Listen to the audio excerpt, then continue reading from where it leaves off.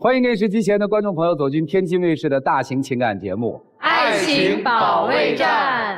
大家好，我是你们的老朋友曲伟。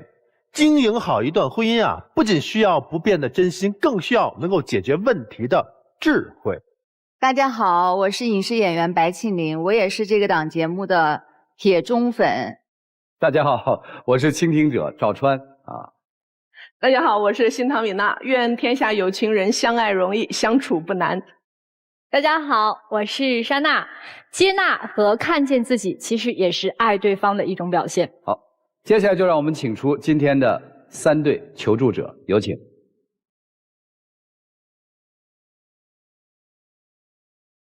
首先要疗愈的是本期第1对情感嘉宾，小光29岁，来自山西大同，自由职业；小张23岁，来自山西太原，自由职业。他们究竟遇到了怎样的情感困惑？对方是什么样的人？大男子主义，自以为是，男人真是得到就不知道珍惜。他就是作，每天都活在梦里，跟没长大一样。我一和他说话我就生气，他真是说的比唱的都好听。他一点小事都无限上升，根本说不通。他什么事儿都自作主张，让他自己一个人过去得了。什么事儿他没跟你商量啊？说说呗。就是我俩不是刚结婚半年嘛，就我真跟他过不下去了。他这人既自私又大男子主义，而且他还不尊重我。他结婚前跟结婚后完全就是2个人，我觉得他就骗婚。我就觉得他小题大做，婚前婚后有些变化很正常，而且结婚之后回归平淡嘛，我不能说老天天的要对你献殷勤去吧，就是百般怠慢，也不是说怠慢，就是心里有就好了嘛。你这个给他抓到漏洞了。其实不管是男人还是女人，婚前婚后就是2个样子。对，怎么可能一个样子呢？对，你嫁给先生之前是现在这样吗？那温柔多了。哎，对呀，咱们面对正是这个问题啊。就我俩不是刚结婚的时候，他给的彩礼嘛，我家给的嫁妆。我当时心想着2个人肯定要好好过日子，我就把这个钱存到我俩共同账户里边了。以后真的有个啥事儿的话，你支出方便嘛？对。结果呢，我突然发现少了10万块钱，我一下很着急，然后我回去问他，他跟我说他还车贷了，这事儿跟我说都没说。我心想着怎么着，那你娶我回来就摆设呗，我就是空气呗。我就纳闷，还车贷又还出事儿来了，我。房子、车子、吃饭，这不都是正常的这些东西吗？那我这个车是为了结婚买的，又不是我后边自己一个人开，不给他用，2个人一块用的，我还车贷咋了呀？这事儿没错，但是你不说这事儿是不对的。就是啊，你说上下2嘴皮一磕的事儿这么简单，他都不说一下。他有点小题大做，我感觉。我小题大做，我为什么信你不知道吗？他这个人，我跟你讲，每次都屡教不改。这个事儿刚过去没有多长时间，然后接下来又给我发生一件这样的事儿，就是我俩结婚肯定要备孕嘛。我心想，你备孕手里肯定要握点钱，我没钱我怎么备孕，我怎么生孩子呢？然后我去银行，我说把这个钱吧，咱去投个理财啥的，到时候明年假如说真生了孩子之后，我起码手里能赚点钱，自己有点安全感。结果我去银行一查，我卡里只有3、4万块钱了。我当时很着急，我心想这个卡是不是被人盗了呀？就是我当时急得都快哭了，结果人家银行跟我说，你这个卡的状态是正常的，没有任何问题。我回家问他，他一开始不承认，后来人家跟我说，哎呀，人家拿这个钱又去投资去了。我说你怎么，我上次跟他吵过一回了，他这次还这个样子，屡教不改就是。就是因为上次那个事儿，所以说我不想再因为钱的事儿跟他有任何这些争吵或啥的。因为我当时做点小生意，就是我觉得可能1周内就能回来的一个东西，所以说我没想告诉他，到时候我拿回来就行了。结果中间出了点问题，他没有那么及时回来，所以让他知道了，就又拿这个事儿就是逮着我不放，一直给我翻这些，我就觉得。这东西很正常嘛，投个资又不是说我去干嘛去拿这份钱。现在这钱回来了，还没有，但是都有实体的东西。你看，就是他也有这个问题。结婚之前吧，我们互相不管互相的钱嘛。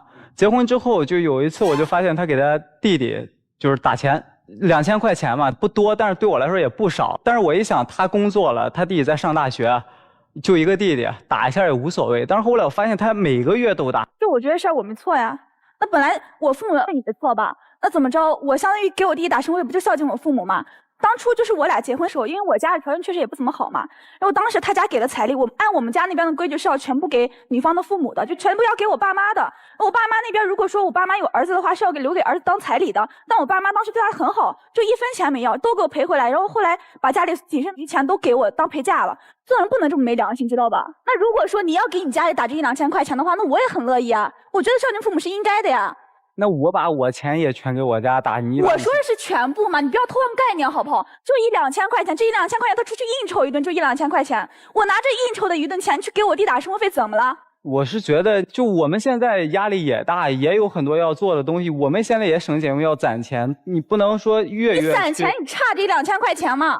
他老上升问题，就一干嘛就说家长。己所不欲，勿施于人。总而言之，在财务上面，你们双方都没有形成一个要跟对方商量的意识，对吧？不管是男生动用彩礼钱也好，还是女生没有跟先生商量之后给弟弟打这2000块钱也好，我们可以先把它挂在这儿了。听明白了？财务问题反映出你们婚后的第一个问题，在家庭重大开支面前，双方不愿意商议。好，我们再说其他的问题。就他这个人有点不尊重我。就当时我们工作跟生活不是一开始都在太原嘛，我所有的人脉，我所有的资源也在太原。但是呢，有一天他回去跟我说，哎，我带你去西安吧。我当天还挺乐呵，我心想他是不是带我去旅游呀？我很开心。我说我工作这么长时间了，我终于能放松一下了。结果呢，人家给我来了一句说我在西安租好房子，车票都买好了，他要带我去西安生活。我一听我不同意啊，我所有东西都在这边，我跟你去那边干嘛？怎么着我结了婚就得为你赚是吗？然后人家又给我来，又给我扔了个炸弹。他跟我说，我这边房子已经租出去了，前台带人过来看过，人家后天就搬进来。他逼我走嘛？不是，我觉得这个也挺正常的吧。我们哪儿正常啊？就是我们刚结婚，我不能说自己一个人丢下他去什么吧？那让我就是，而且他做这个职业，在这儿发展也好，在那儿都一样的呀。怎么就一样了呀？你有在乎别人的事业方向吗？你有在乎别人愿意在哪里居住的意愿吗？你有在乎别人的住所愿不愿意出租出去吗？你心里头有对方吗？你尊重他人吗？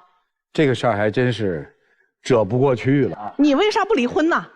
就我想着你刚结婚，你离婚，你这传出去刚结婚发现了这事儿，赶紧跑啊！后头还有事儿呢。就是还有呢，就是我心想着那没办法，那我妥协呗，我就跟他去西安了。我去西安的时候，他不是刚租那个家没有家电啥的嘛，我心想那咱们去买点家电啥，你肯定要买家电前要做攻略嘛，我不能说让人坑了吧，咱货比三家对不对？我做好攻略，他带我去了，然后人家导购小姐在他面前一凑，哎先生你看这个挺好的，这人那他就听人家导购小姐，哎就认为人家说的好，我在旁边拽他，我说咱不着急，咱就去另一家看一看。然后人家直接给我来一句，哪个女人头发上见识短，你懂什么？我当时一听，我觉得好丢脸啊！新婚妻子啊，说话就头发长见识，很多人面直接就说我这样，不该。那是朋友的店，然后人家导购在那儿给说着呢，说着，他是一会儿在旁边就是满脸就不行，完事还说去别的家，关键他也不避人啊，他就当着人又不是聋子，当人面就这样说，我就觉得那你老婆也不是聋子，你当着所有人面侮辱你老婆，你让你老婆怎么办？那他也直接就甩脸走了，我当时也很下不来。我站那我就丢脸，就让人家笑话我去，是这个意思吗？我就活该，我受着呗。哎，姑娘，你挑家电都知道货比三家做攻略，你嫁这男人怎么嫁得这么草率啊？就他之前他不是这个样子，他恋爱前他多好一个人呀，我真的没看出来说大男子主义这些东西。恋爱前他跟我的聊天都是叫什么宝宝宝贝，然后他恋爱时候他真的特别浪漫，比如说每次下班回家他会给我带小礼物，一束花一个小礼物真的不值什么钱，但我就觉得很好。然后那段时间不是他特别忙嘛，当时我就闲得没事我刷抖音，我刷到一个那个游乐园的视频，我刚给他看了，我以为他没放心上，结果他第二天就直接带我去了，我当时很感动，因为他那会儿是放下所有工作带我去的，我当时觉得我说我真以为自己遇到真命天子了，就这种。然后结果你看他现在，就有一次我收工比较早嘛，然后我回家了，我心想着家这么乱，我收拾一下吧。结果刚收拾好，我给他打电话，我说喂你在哪儿呢？他跟我说他在门口，我当时一听我还挺开心的，我去给他开门，结果一开门，门后站着乌泱一堆人，我一个不认识，人家直接进来了。当时我很生气，我说你干嘛之前你跟我打个招呼吧，怎么着我也是这个家的女主人吧。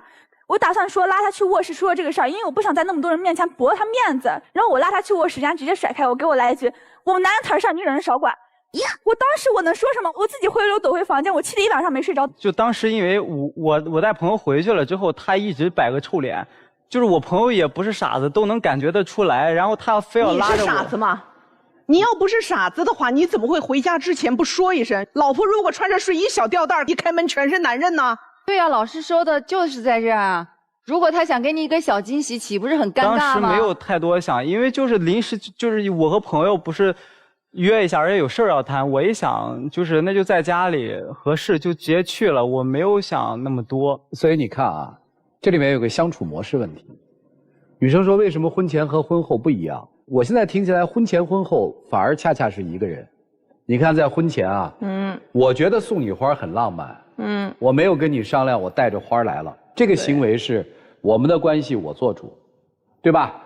我看到你刷了个游乐场，他也是以惊喜之名，完全靠自己来做主，把这个事儿做了。你看他的前后行为是一致的，小到把人从外面带回自己家里做客，不通知自己的妻子，到去商场购物不与妻子商量，再到妻子的人生规划不尊重，直接把妻子带走，再到用你们的财物，你看他所有的行为他是一致的，只不过婚前以他为主的那个行为叫讨好，对，你是一个获益者，而婚后的这个模式，你是一个受害者。我知道你们今天还准备了这个婚前和婚后的一些聊天的记录，来我们看看。这都是之前的吗？对，这是恋爱前，就消息都秒回啥的，现在特别敷衍。像我给他发个消息，可能隔1-2个小时才回，就敷衍到不行了已经。哦，明显冷了哈，这个能解释一下吗？你们交往多久结的婚啊？不，2年。女生以前没发现他这些问题吗？以前就是很殷勤，说实话真没有感觉到。他做了这些事儿之后，你动过心念要离婚吗？动过。在什么事件的时候动过？就是刚结婚那会儿，他动我彩礼钱时候我也动过。啊，后来其实这个行为是在升级的嘛，为什么反而没有了呢？我问了我身边很多朋友，他们说你这刚结婚就离婚，然后到时候再结婚你就2婚，不大好吧？来，我们这儿今天有大哥大姐，你们有过这个婚姻经历，来怎么看这事儿？我觉得这个男嘉宾做事有点欠妥。要搁我不会这么干。我觉得那女孩岁数小，对婚姻没什么概念，她也不是很清楚。老公做出这么严重事儿，但是她还是忍让了。就至少她应该有一个态度，是吧？对，她应该有个态度。来，我们还有个硕士是吧？先说这事儿，你敢做吗？我不敢。然后说，因为我觉得婚姻是2个人的事儿，就是又需要男方又需要女方，然后相互扶持。然后男方确实这个有点大男子主义，我觉得有些事做的有点欠妥。我觉得就是婚姻和恋爱还是有很大的差别的，因为我们2个现在也是处于在恋爱的时候嘛，就是2个人既然结婚了，就应该就是多商量商量嘛，再做决定。曲总怎么看？其实男生一直没有变，他只是一点一点的显露的更加的毫无顾忌。女生啊，来之前就是想教育教育老公，现在经你们一说呢，这老公不行了，我得跑。成长是在什么过程当中啊？在痛苦当中成长。那也不能与狼共舞啊！哎，不是啊，我们这儿疼了，这烫我一下我就跑了，那边再烫我一下我再跑，我始终就是在自己不能成长那个幼稚的阶段。不，你现在知道了，烧红的铁不能用手摸，这还得烫多少下才能学得会啊？沙袋打多了，你的抗击打能力就强了呀。所以说必须锻炼，必须咱们在这个关系里就解决这个问题。我认为这个男生他本质不是坏，他是懒得去经营，懒得去真正掌控这个家，做一个真正的大男子汉。所以说啊，收起你那份所谓的自以为是，其实你啊混的也不怎么样。一开始是花的人家的钱，对吧？然后现在又去做一份工作，你现在做的也不见得如何。我看状态是自由职业者嘛，也不稳定了。所以说，真正我们不说外部工作稳定状况也好，你先啊把家庭关系稳定了，收起你那点自以为是。有的时候我们弱者在外面找不到自己的一个存在感，就在家里去找，你就属于这种，好吗？收起那点那个自大自以为是，这婚断然不能离啊！怎么能是懒呢？我觉得后边老师说的那个，我觉得我还是很赞成，就是你在外面找不着自己的位置，然后你就很想在家里，在你的老婆面前，在一个依赖你的一个弱者面前去展现你所谓的男子汉的气概，但是你绝对不是懒，其实你是很计较的。而且你也是很有这个思想，这是懒吗？你在一个人都不知道这个马上第2天要到哪儿去的情况下，你就已经把房子做好了，是不是？所有的一切都弄好了，对吧？你把用他父母的彩礼钱，对，我并没有觉得就是彩礼这是必须的，我不赞同。但是你既然已经给了，那就是他父母的钱呀。你挪用人家父母的钱的时候，你怎么不说话呢？人家2000块钱给弟弟又怎么了？你肯定不是懒，你心里步步为营。沙大老师，你就不说了，就把我虐过去了。不是你不是说他们就地解散了吗？就地解散。我在那个说一个感慨哈，这个感慨是我看的那个聊天，最早的时候恋爱的那一会儿，我脑子里就走神了，你知道吗，姑娘？我就想的是，我得每天把我的孩子们叫宝贝儿，叫心肝儿。我得让我的女儿们从小到大被心肝儿、宝贝、肉肉啊这一些肉麻的话给泡大。省得将来长大了以后，好好一姑娘被白眼狼用个宝贝儿心肝儿就给轰走了。我跟你说啊，这是价值观的问题。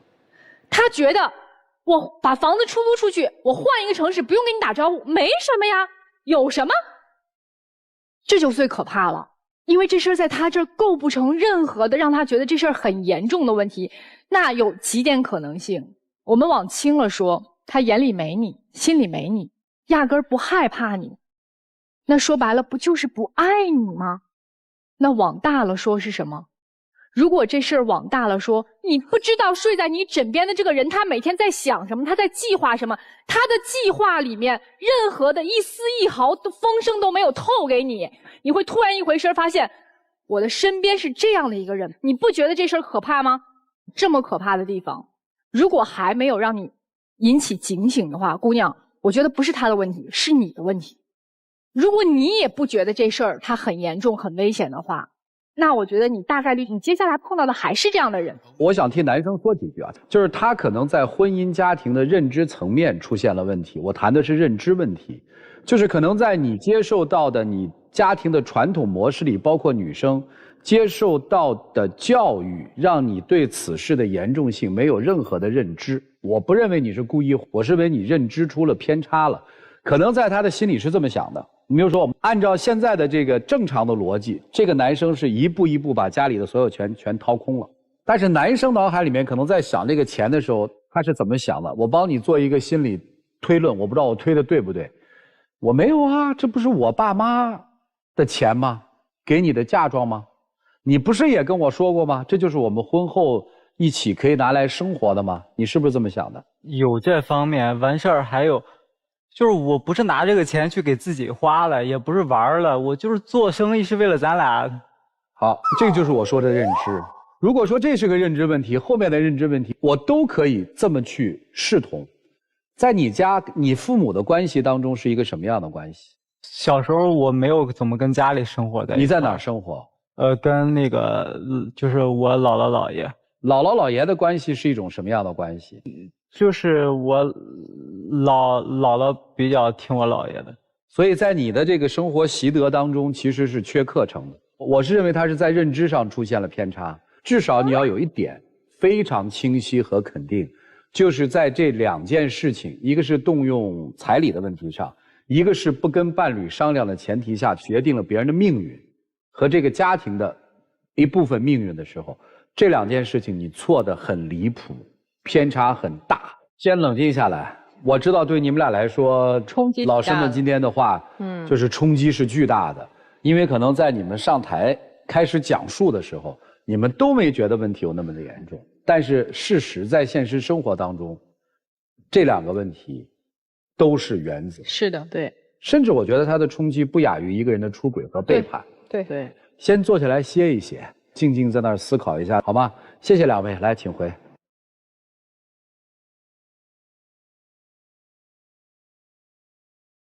本期第2对情感嘉宾唐先生51岁，来自天津，活动策划；石女士55岁，来自吉林，退休。那么他们又遇到了怎样的情感困惑？你觉得这段感情你付出的多吗？肯定多呀，我付出了时间和精力，我就是他的保姆。当然了，我无时无刻都在照顾他的感受，但他就是不知足啊。你觉得你们能和好如初吗？如果他爱防着我，不和我交心，那我们就好聚好散。一定能啊，他就是闹脾气，我哄哄他就好了。来吧，我们听听吧。大姐先说吧。我跟他相识1年多，我感觉他这人呐特别自私，还小气，最主要一点还特抠门。我那个为了他把工作都辞了，然后我就在家成了他免费保姆。然后他呢处处防着我。我跟他提出分手啊，他不同意。那分手扭头就走了，摔门而去啊。他3番5次的找我呀。我跟他认识1年多了，我感觉他这人啊还挺好的，知冷早热，挺会照顾人的，而且他还会做饭，每天回家之后呢，能吃口热乎饭。不过他这人脾气不太好，经常跟我吵架，我就想，嗨，散了吧，这都小事儿，忍忍。我觉得还能接着过，所以我就想跟他继续。还你想跟我接着过？怎么过呀？我前段时间跟他提出来领证，他不干。为啥？我一想，这么大岁数了，大伙过日子就可以了，结什么婚？而且是2婚，那你也得结婚呢，要不然人家凭什么跟你啊？保障呢，对不对？对。后来啊，他那嘛，他不同意，不行，必须得结婚，不结婚不行，咱就散吧。我后来想，不就登个记，然后请朋友吃顿饭，我一想我就答应他了。结果呢，他又跟我提要求，让我给10万块钱彩礼，这不开玩笑吗？这有什么开玩笑的呀？我们都是2婚啊，哪有要彩礼的？你又不是2、3、40岁。2婚不能要彩礼吗？拿这彩礼干嘛呀？你要？我是外地人，他是本地人啊。他有一天他不想跟我过了，我是不是有个保障？我有个底儿。这个彩礼啊，我不能给，因为嘛呢？他闺女啊准备要结婚了，他找我要这彩礼啊，是为了给他闺女当这嫁妆用。得了，你净瞎说八道！我姑娘嫁妆钱我早准备好了，那彩礼跟是彩礼，嫁妆是嫁妆，跟这能扯上关系？你就小心眼儿。这就是换个说法，左手倒右手的事儿。他净给我玩套路。哎，你挺有意思的，大哥。刚才说那小哥的时候，他说我不会啊。对。要搁我不会这么干。我看你比小哥会啊，您是真算呐。这个不是算，因为嘛呢？咱挣点钱不容易，尤其像我这么大岁数了，不好挣了这钱。我得留点养老钱啊。你们俩结了婚不都得互相养老吗？对呀，半路夫妻啊，咱必须得多想点，对吧？所以大哥，我问您一个问题啊，假设大姐她不要这个彩礼了，你们结婚之前要做婚前财产公证吗？我觉得应该要。大姐人怎么样？你觉得？我觉得人倒挺不错的，就是脾气大，沾火就着，净是因为一点小事儿还跟我发脾气。3番5次给我点，得给我钱，我得有个保证。拿了钱我就心里就踏实了。万一你回来有外心嘛的，我能有什么外心啊？再说了，我把钱都给他了，他踏实了，我就不踏实了。人穷志短，财大气粗，兜里没钱，我说话都没底气。对吧？所以得看好了，是吧？对您照顾的好吗？这1年照顾的还可以吧。尤其是前段时间我在医院住了几天。住院了，我是跑前跑后的，端屎端尿的伺候他。我这付出的那辛苦，那你说我就说要点保障，他就不给。他是照顾我几天，照顾的挺好的，我也挺感激的。可是呢，在同病房里边，旁边有一老头，我们聊天时才知道，这老头啊以前是做生意的，挺有钱的，而且这老头啊还是单身。他知道了，哎呦，开始对老头开始热情起来了啊。又给买饭，斟茶倒水，陪他聊天。哎呀，我一看，哎呦，这有事儿这样。你瞅他这小心眼儿，我没当回事儿。再说我们东北人都是热心肠，就一老头想喝水，没人给倒，我就随手给倒水。吃饭时候没人了，我就给顺手给打个饭，这不很正常点事儿？告诉谁都能帮这个忙。现在还有联系吗？没有联系，我根本就没联系，只是这病友，就是我随手照顾照顾。他就是热情的过分了。我估计他就有想法，他比较物质，嫌贫爱富。他不是嫌贫爱富，人家跟您1年多，真是。他当初啊以为我有钱呢，后来一发现我挺穷的。那人家咋不走啊？对啊，他不一直找我要钱吗？没要着钱啊。他早就知道从您这儿1根毛都薅不下来了，早就知道了，一直到现在都没走。对呀，您到现在给过他什么呀？我生活费每月都是我出的。找一个保姆，你不光要给生活费，每个月还得给工资呢。这跟保姆不一样，平常在家里就是做个饭，不就添双筷子的事儿吗？谁做饭呀？你俩？我做饭啊，对呀。我也做。你做的时候少，你前段时间你领你那个帮朋友回来，你整吃喝不都我做吗？我伺候吗？为什么不离开呢？这不是想离开吗？他就3番5次的找我。他找您每次怎么哄的，又能把您哄回来呢？他有什么甜言蜜语，还是送了什么礼物了？没有礼物，他那么抠门，你想他能送我礼物吗？我用真诚感动他。主要是他连嘴都不甜。我这人嘴笨，不会说，吵架我都吵不过。妈呀，您刚才说那些可太会说了。对，哄都没哄，只是打了个电话说回来吧，你就回了是吗？我这人就是心肠比较软，我有时候我再说，我一想我是东北人，我来到这儿，我觉得他这有房子什么的。我寻思就这么大岁数了，凑合过吧，将就吧，就这样。您实际也是想找一个落脚点，对吧？对。怎么样啊？这1年多生活下来，你觉得他把你当女朋友，还是当保姆，还是当未婚妻，还是当什么？他把我当成保姆了，我自己劳保工资我都拿出来花了。嗯。但是我后边我一觉得有点不对劲儿了，我才想起我从他要那个彩礼钱，不然一开始我不想要。您就通过接触怎么发现不对劲儿？他花钱特抠啊，他给我生活费的时候。30、50的，除了花钱抠之外，还有什么呀？他还花心啊，还花心呢。嗯，他还有花花肠子呢。你看他，他先说我怎么样，但我真没那想法。但是他，我跟你说，没认识我之前，他还有个相亲群，到现在都没退，总跟那相亲群里眉开眼笑聊天。我那是忘了删了，那群里啊50、60人啊，男的女都有，偶尔看看。而且那是刚认识他，时间不长，那是都不1年多了吗？不是，现在还没删呢吧？早就删了。删没删，大姐？刚删不长时间，因为我发现了啊，然后我说他了，他删掉的。我不说，肯定他还留着呀。除了这个相亲群之外，还有什么让您觉得他花心呢？他会打快板，有个快板队的女的，他也往家领完了，他俩就门一关，他俩就聊，也不知道他聊啥。这是那个我们平常啊，有时候去社区啊。老年活动中心演出去，那女的是我搭档，我们回家去对台词去，她就开始多想了。大叔，我们演员啊，男演员和女演员对台词都把门打开，基本上都在公共场合都对台词。不知道您非得要关着门，2个孤男寡女的去打快板？哎呦，当时也没多想，就她多想了。带回来1次，还是说经常带回来？就一次。就是您跟他说过这事儿以后，他就注意。对呀，我当然了，我跟他说了。所以那你不能说人家是花心的。你看啊，相亲群没退，你说了，人家退了；带回来1次，你说不满意，人家不带了。那还有呢，我跟你说，还有呢。那没认识我之前得处10多个那个女朋友。哎，没有，我认识他之前啊，就是相亲，有过什么10几次，正式谈对象的也就2、3个，而且时间都不长，就几个月。2位互相评价一下对方吧。我就觉得，反正他虽然说有些小毛病吧，我觉得还可以继续过。我觉得他就是小心眼抠点，但是他要是给我一个态度，还可以吧。你们谈了1年多，他带您去哪玩过吗？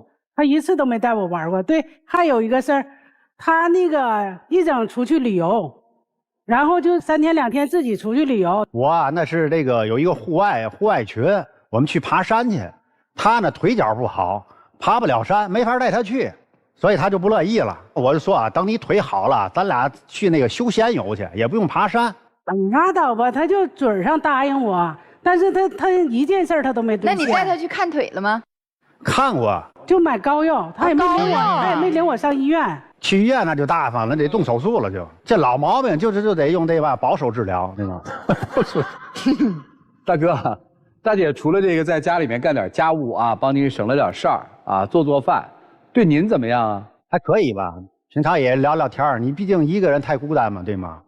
大伙过日不就这样吗？所以大哥，我想问啊，就是您打算娶她了吗？打算了，登记对吧？啊，不就合法夫妻了吗？对，还要请亲朋友一块吃顿饭啊，然后呢？对吗？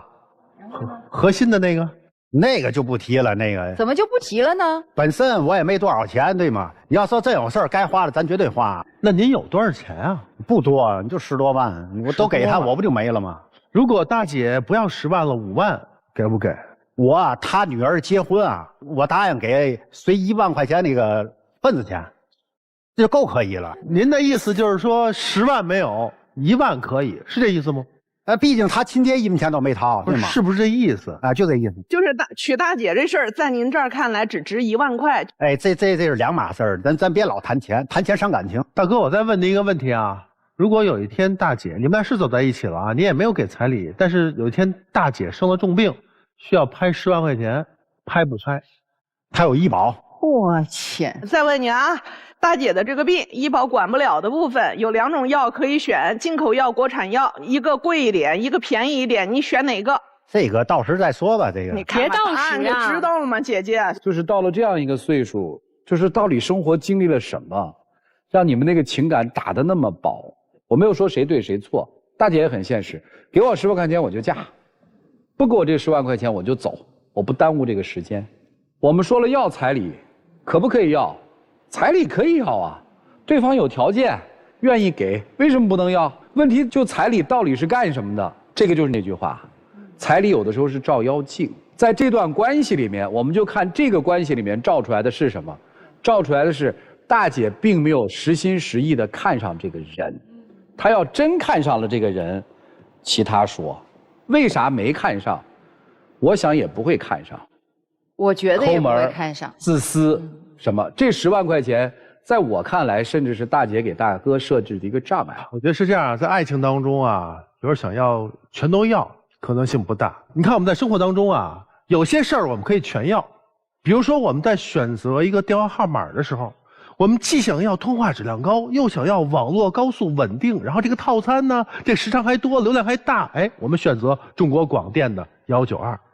可是，在爱情当中，大哥，我就问您，您是要钱还是要人？这问题您去想。我跟大姐聊几句哈，为什么大哥有这样的一个想法？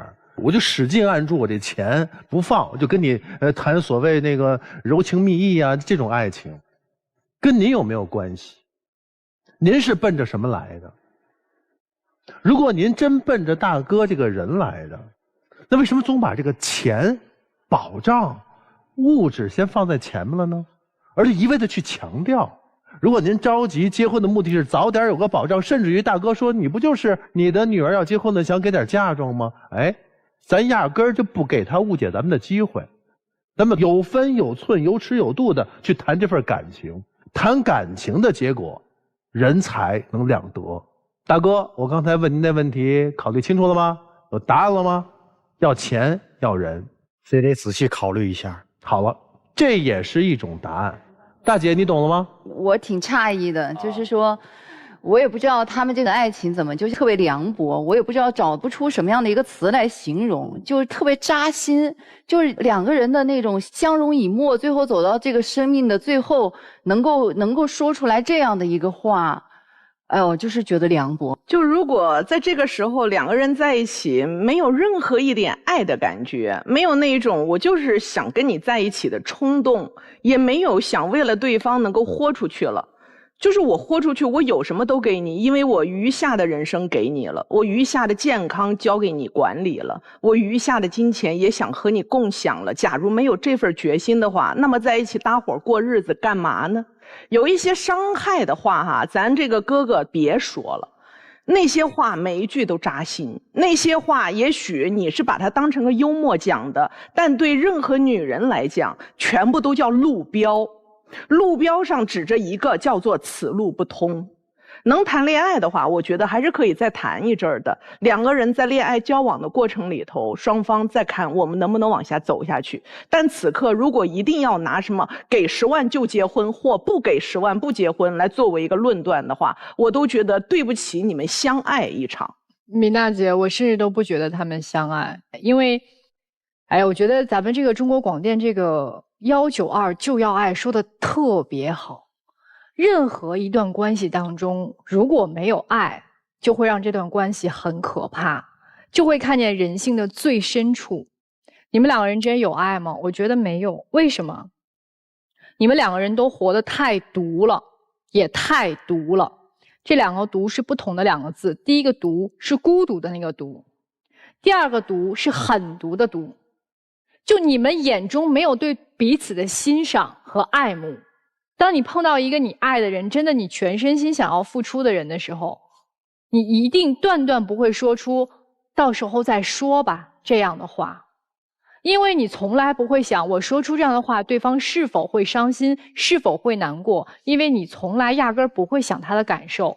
这个人他其实对您来说目的非常单纯，也非常的简单，就是来照顾我的生活嘛。我回家能吃口热乎饭，您早就说了。那对于您女士也一样，您毒是毒在哪儿呢？我就是要找一个后半生的依靠，这人我喜不喜欢爱不爱都无所谓，他是天津人，在天津本地有房，我觉得老了要什么呀，还图什么呀？因为您一开始您的目的也是这个目的，那他的目的也是这个目的，你们不就在一起了吗？所以你们之间没有爱，就是搭伙过日子。他的一开始形容的非常准确。那么搭伙过日子，就不要埋怨彼此要的都太多。但是翻回来说，如果真的只是搭伙过日子的话，我能不能找一个欣赏我的，或者我欣赏的，我们还有爱的在一起，这样的人生不是才有意义吗？徐总给了一个那个问题特别好，就是你要钱还是要人？实际这压根儿不是一个矛盾体，这个命题在第一对夫妻的身上已经体现了。你要钱还是要人？我得到了人，所以我还得到了钱。我不管这个男生是靠什么样的方式啊，至少让女生感到的是爱，所以我才愿意这样去做。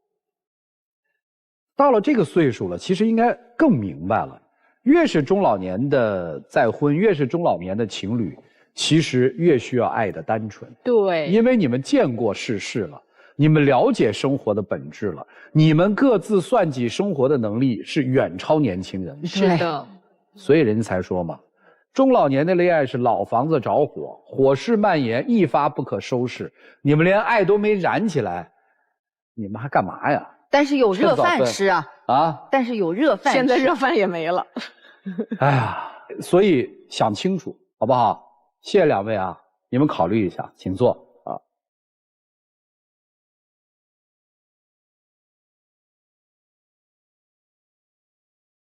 本期第3对情感嘉宾，小浩24岁，来自黑龙江，学生；小雨22岁，来自黑龙江，学生。那么今天他们又遇到了怎样的情感困惑？你来参加节目的诉求是什么？我跟他现在分手2个月了，我今天参加节目就是为了想跟他复合。他刚跟我和好没过多久，就目前间又找了一个，现在和我说要和好，骗谁呢？但是我真的很爱他，我希望他能够再给我一次机会。他跟他的异性朋友一直都没有边界感，如果他意识不到这是个问题的话，那我们真的没有办法在一起了。合计是分手情侣，你是来求复合的是吗？对的。啊，分手2个多月了。对。为啥分啊？先说说吧。我的女朋友觉得我比较花心，然后跟异性不会保持距离。但是他不认为他很花心，他身边就是有很多女生，就是经常有学姐学妹啥的。之后我跟他说了这个问题，他也不改。那其实就是我的一个好朋友。好朋友也得有个度啊。我俩分手其实主要是因为今年6月份的时候嘛，毕业季之后，他在他的朋友圈发了一张他和他学姐挽着胳膊的照片。怎么个玩法？就是这种挎着，然后还这种贴着，2个人还笑，我就觉得这张照片太亲密了。就是我跟我那学姐从本科到现在都认识6年了，而且也相处的特别好。那你认识6年，怎么不把他介绍给我认识认识啊？那不是他今年赶上毕业实习什么的，没有时间给你介绍认识吗？你看他就是一直他都在找理由，就给自己在找原因。分了2个月，然后你那小片里说无缝连接了，接的谁？就是因为这个事儿分了之后嘛，他就找我复合，我也挺犹豫的，我寻思要不要给他一个机会嘛。但是分了之后1个多礼拜吧，也就他在他朋友圈官宣了一个女生。我这是故意气你，心你可见了当时。但是当时我不知道啊，我以为他就是又找了一个，这还找我复合啥呀？那当时给你发消息也不回，给你打电话也不接，我想真用这种方式。那不是我生气吗？我就想用这种方式来博求你关注吗？但你这种方式我不喜欢，他俩还私自见面了，要不然怎么能有照片呢？那我就是故意气你，当时我就是在网上认识一个，然后我就想说跟他说想气我的那个女朋友，那人家就帮你了，我就跟人说，人就帮了。哎，一般人找一个人气女朋友，可能随便拿一个什么人的照片发一下就得了，没必要单独还要去线下见个面。当时就是在网上认识，也是挺机缘巧合的，然后也是一个学校的，我寻思就是见面认识一下，然后我跟他说，但是我就觉得我心里还是很在乎他的，然后我就是跟那个女生就说，我说我现在还是很喜欢我那个前女友，然后能不能帮我？我告诉你，正常女生啊，一般不会帮你这个忙的。对，帮你这个忙啊，一定是有所目的的。尤其你在说出我想拿你气一下我的前女友，首先对你没什么意思，女生没有必要去趟这个浑水。其次呢，对你没有想法的女生，压根儿也不会出来跟你见面。那也就是说，这个女生是对你有想法的，就是自己没看上。他一直都是一种暖心学长，哪个女生找他帮忙，他都帮，不光对我温柔，他对所有女生都温柔。就我们两个刚在一起1个多月吧，有一天他寒假去兼职，这我想那兼职一天也挺累的，我去接他下班吧。我都走到他身后了，站了半个多小时，他跟一个女同事搁那聊得热火朝天。当时不聊我那个经理八卦吗？那你聊八卦，至于耳朵贴得那么近，嘴都要亲上了吗？我哪有那么夸张啊？这当时说八卦也不能大声聊啊。之后他说我惹你生气了，我哄你，之后咱们两个一起吃饭看电影吧。我想那就去吧。去了之后，电影看到一半，半夜11点多，他给一个女生搁那发信息，之后我要抢过来，他不让，他还搁那挡着。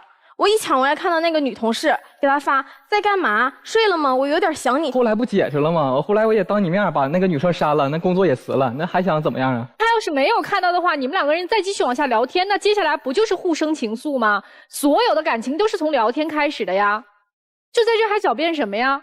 我不是都删了吗？就感觉好像你看看，我都已经为你，我把别人都删了，你把我这段感情斩断了，我都已经做了了断了，你还要怎么样？那拜托你在干嘛呀？但是你至少你应该承认说有女生喜欢你，是吧？对，有几个呀？很多，没那么多吧？啊，很多。很多。他认为都是普通朋友，但我认为就是他对那种女生的边界感一点都不强。他还有一次也是半夜12点多，他跟一个女生打了1个多小时的语音。那你说语音他也不是有那种文字啊，我能翻着看看聊的是啥。那不是我一个实验室的学妹吗？然后她那天半夜啊，你们俩半夜搞科研呢？就是那天我那个学妹失恋了，我安慰她2句。你不觉得你这管得太严了吗？你这管得太严了。这怎么严了呀？给一个女的打电话1个小时叫太严了。就是我之前就是任何的什么外卖软件、短视频软件、聊天软件，他每一条消息他都会查，就是控制欲特别强。那我天天这么看着你，我不也没看住吗？之后他和他的导师去外地要出差，那异地的时候规定好了，就是每天都要认真回我信息嘛。我给他发了1天信息，他晚上就回俩字在忙。那不工地信号不好吗？那我为啥上我的游戏账号发现你游戏在线？就那天恰巧那天我们那么多恰巧，5黑4缺1，那我不玩不显得我不合群了吗？那为啥你和女生保证情侣关系？那天是因为游戏有活动，那个情侣关系能赠送一个皮肤吗？那之后呢？之后你为什么带这个女生继续玩？我想带你玩，你也不玩啊？那我不是不会吗？我要会的话，不就和你玩了吗？而且你为什么打游戏不和男生一起，非要和女生一起啊？就我那就是登游戏，我看着他在线，就在一块玩了。其实说来说去就这么几个重点，你不觉得吗？对，就是这个游戏它可以折过去，哎，这个学妹她也可能打电话，这个女的自投罗网的去给她打电话，但这个我想你肯定前面就是有铺垫的呀。那其实这都不算啥，我觉得这都不算啥。好，对，这都不算什么。最过分的是，也是在这个异地期间，有一天晚上说，你在干嘛呀？一会儿方便一起吃个饭吗？完了，把我叫成了他前女友的名字啊！就是他给我发信息聊串了，完了不到1分钟他又撤回了，以为我没看见呢。你这样你跑来干啥呀，小伙子？你求鉴定的吗？这是来？当天晚上我也回去找他了，坐当天晚上最晚那班飞机，也跟他向他保证了，也说再也不联系了。你别保证了，你承诺太多次了。我跟你说，男人的嘴骗人的鬼。男生别的我不知道啊，至少可以听出来，女人缘比较好，有学历，对吧？说话有点那个，不叫幽默了啊，小贫嘴是吧？有些女生就喜欢这样的，长得也斯斯文文。你大概那些这个学姐呀，什么七七八八的，喜欢你是知道的，对吧？有的知道，有的就是对吧？怎么可能？不，至少我们从这个用词里面可以感受到嘛，有的知道，有的不知道。人挺多。我是在说数量问题，所以男生是不是觉得？在对这个女生层面，你是专一的，对吧？对，我挺专一啊，你还觉得挺喜欢，对吧？那我就问你一个问题嘛，你守住底线了吗？我守住底线，就是那些莺莺燕燕的，你跟人互动了吗？就没有任何实质性动作，没有任何实质性动作啊，就差实质了。那有一些语言上的越界吗？有，就是你说过什么越界的话？就是有的时候也会说一些比较暧昧的想你了这种话。所以其实现实问题就摆在这儿嘛，就是女生觉得这个男生抓不住嘛，抓不住才会查手机嘛，才会越查越多嘛，啊，事情才会被越查越大嘛。那本身有没有那么大，可能也没那么大，但是在这个过程里，男生已经承认了，确实有很多或者他周围的很多女生对他是有好感的，他有的时候也会跟别人有一些情感上的互动，这个男生是承认的，所以就是这么一个现实嘛。优质的男生喜欢的女生比较多，女朋友没有安全感，所以我看你分手其实就是假分手嘛，你是敲警钟的嘛，要不然今天你也不会来嘛。来吧，曲总，怎么办？我敢笃定的说，就到现在为止，男生心里还是觉得挽回她十拿九稳，因为你太了解女孩了，因为你接触了太多，你是从中在选择，她一定不是你最后一个，只是她在当下，在这些女孩当中，她有她的优点，其实刚才并没有说出来，但一定是有，是什么？当时就是我生日的时候，他会给我准备一个很多惊喜，就准备了一个那个礼物盲盒，就一个很大箱子里，什么都有，什么有鞋呀，什么面膜呀，什么护手霜啊，什么就是眼镜，还把我俩相片做成那个相框，然后放里面，就是送了一堆。然后我从小到大从来没有说接受过这样的礼物，然后我生病的时候也会很细心的照顾我，然后从他们学校到我们学校给我送药，然后陪我打点滴什么的，都是非常感动。这只能说明3个问题：第一，你曾经被这个女孩感动过，是刻骨铭心的感动；第二一个，这个女孩你还对她充满着好奇，因为她会时不时的给你制造惊喜；第三一个，周围没有人在对你付出能够赶上她，但是你并没有因此而止步你的好奇心，你还在寻觅。但你至少就说我没有主动去啊，未必，因为你自己可能没有意识到，因为你在有语言上的暧昧，暧昧和出轨中间只差一件事儿，就是机会。所以女生自己心里很清楚，危机感啊，不可确定性啊，但是恰恰呢，爱情这件事情它魅力之一就是不可确定性。你一边呢反感那些潜在的竞争对手，一边你又有一种期待，你说你看没有比我更强的，他只属于我一个人，你看我多好。而你的价值通过这种比较，你自己可能也会陷入一种恶性循环，哪天是个头啊。男生虽然感动过，但未必是真正的是感情。你自己有一片足够的空间的天，你要真想去寻找那个始终你觉得会更完美那个人的出现的话，你就踏踏实实去，但千万不要再绑定一个女人，那样你就不道德了。听懂没？听懂了。我觉得这个男生特别的喜欢证明自己，他是一个生活中很喜欢、很享受其中的这种万人迷的这种感受的一个男生。你就像一个孔雀开屏一样，一见到女生，我必须要给她开一个屏。哎呀，我是万人迷，哎呀，就好油腻呀。这个女生愿意这样对你，希望你。哎，我不希望这个女生跟你在一起。我刚刚在劝咱哥哥姐姐的时候，我觉得恋爱还是可以谈下去的。之所以对这2对我都保持了这样乐观的态度，主要是因为那一对已婚的实在让人看不过眼。忽然就觉得，只要你们没有结婚，那么谈个恋爱又何妨呢？但是，作为年轻人的你们，这一桩恋爱里头，女生不能再谈了。您不像姐姐经过人生之后，她已经自己历练完了，她不会因为一桩感情患得患失导致怀疑自我价值，她不会自卑，她不会摇摆不定，她不会耽误学业。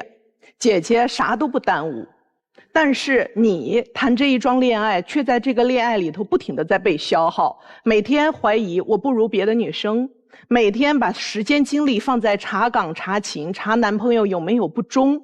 每天都在思考这一些破事儿，第一导致你不能成长，第二导致你对自我判断会出现误解，你会以为自己差，反而就成就了他的好。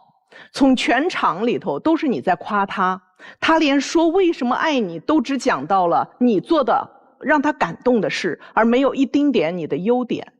所以你的男朋友本来就没有看到你身上有什么闪光的。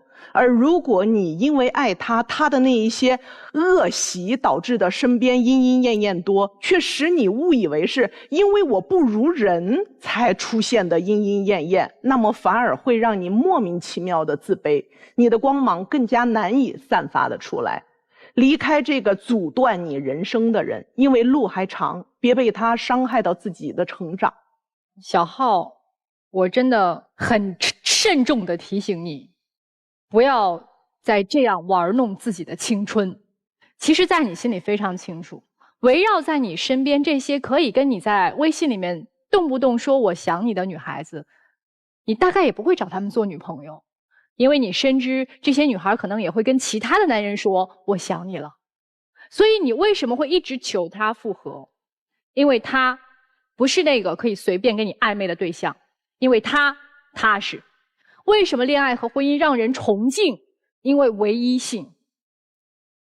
但如果你要是在你的青春当中谈的这些所有的恋爱都不是唯一性的，你给自己找很多的暧昧的对象的话，害的是你自己，也会毁了你现在所有的声誉，对你的未来人生会造成很大的影响。所以我觉得对自己自律的人才能成功，对自己不自律的人，放纵自己的人，到最后无论是学业还是事业还是感情，一定都会失败。就这样。真的，我就觉得这个女生你要好好想一想，千万不要这么大好的青春去不停的贬低自己，最后你迷失自己。所以女生啊，你坚定就好了。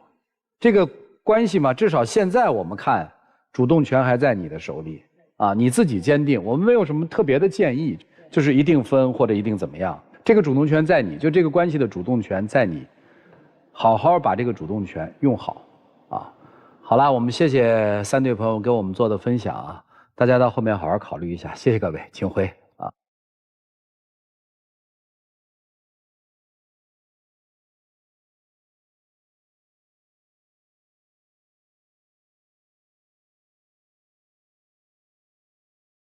3对大概表达出了人性当中的一个字儿，就叫贪。年轻的学长贪心各种莺莺燕燕嘛，对吧？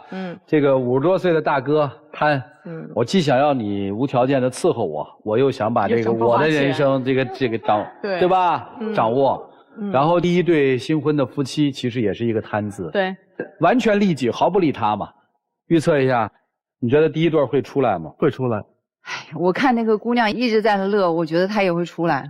有一些女孩子笑是为了掩饰心里头的不安吧。我觉得也许她会聪明到不出来了，但不管出不出来，姑娘，让你的丈夫给你打一个借条，把这个拿走你的钱的这一些，看怎么样用，对，怎么用法律的手段先夯实下来，不出来。这是你的一个态度，对吧？对。好了，那么这对新婚半年的夫妻到底会不会出来呢？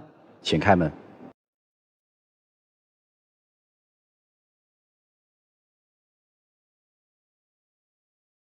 哎呦，哎呦，很棒。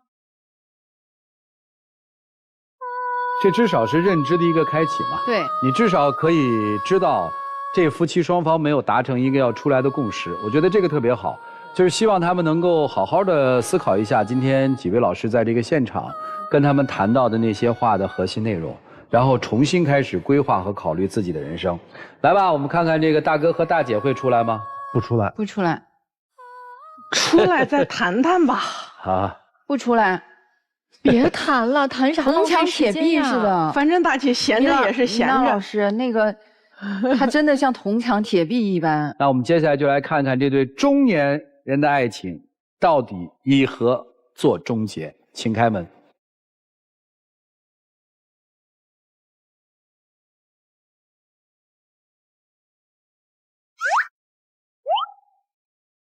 可以出来。完了，这个不是挺好的吗？黄昏恋啊，都说这个夕阳无限好，只是近黄昏，时间对他们来说更珍贵啊！对吧？抓紧时间呗。好了，电视机前的观众朋友，我们栏目的唯一官方报名热线是0223606311，有情感困惑的观众可以来电报名，不收取任何的费用，小心被骗。猜一猜啊，姑娘会同意不分手吗？不出来，不出来，你们干嘛？不出来，不能同意，不能同意，对，不能和好。世间之事难说哟。来，我们看看他们最后的选择是怎样的，请开门。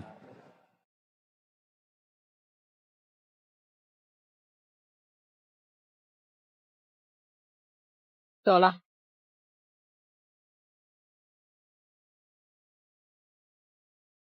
现在是个全黑哎，就是我是真的就觉得这3对就不应该在一起，因为在这些情感当中，我们看到了爱情之外的太多的东西了。感谢观众朋友的又一次收看和陪伴，我们下期节目再见。